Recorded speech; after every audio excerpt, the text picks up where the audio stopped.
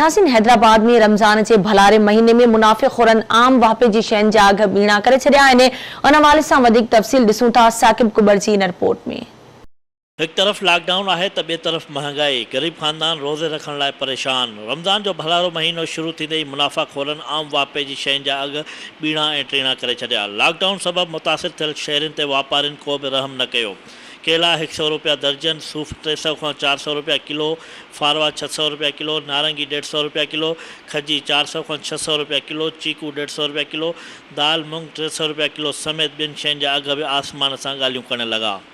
दुकानदारनि जो चवणु आहे त खेनि मथां खां ई माहौल महांगो मिली रहियो आहे। शहरियुनि जो चवणु आहे त ॿियनि मुल्कनि में ख़ुशियुनि वारा त्योहार ईंदा आहिनि त उन्हनि मुल्कनि में सस्ताई कई वेंदी आहे, पर असांजे मुल्क में रमज़ान शुरू थींदे ई महांगाई जो जिन बोतल खां ॿाहिरि निकिरी अचे थो।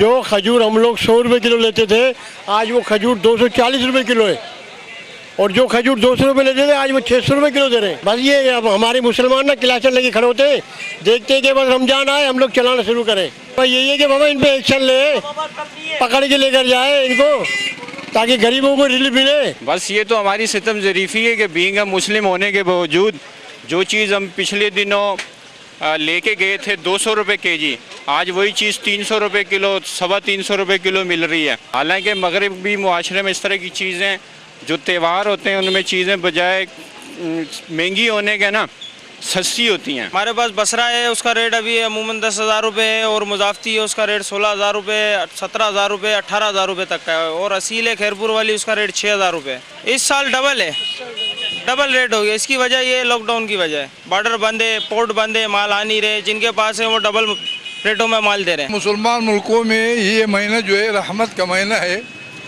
हज़ारों महीने का फजीलत अल्लाह ताला ने इस महीने में रखा है। दूसरे मुल्कों में जो है लोग जो है सखी बन जाता है ना, और हमारे यहाँ बदकिस्मती है ब्लिक मिल शुरू हो जाता है ना।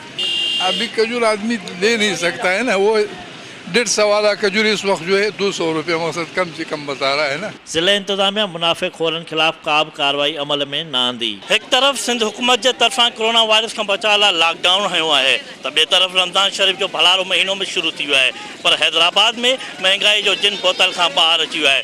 शहरियुनि हुकूमत खां मुतालबो कयो आहे त रमज़ान जे भलारे महीने में शहरियुनि खे सस्ते अघनि ते शयूं फ़राहम कयूं वञनि त जीअं हू रमज़ान में सहरी ऐं इफ़्तारी करे सघनि। कैमरामैन याज़ मला सां गॾु साकिब कुबर, आवाज़ TV न्यूज़, हैदराबाद।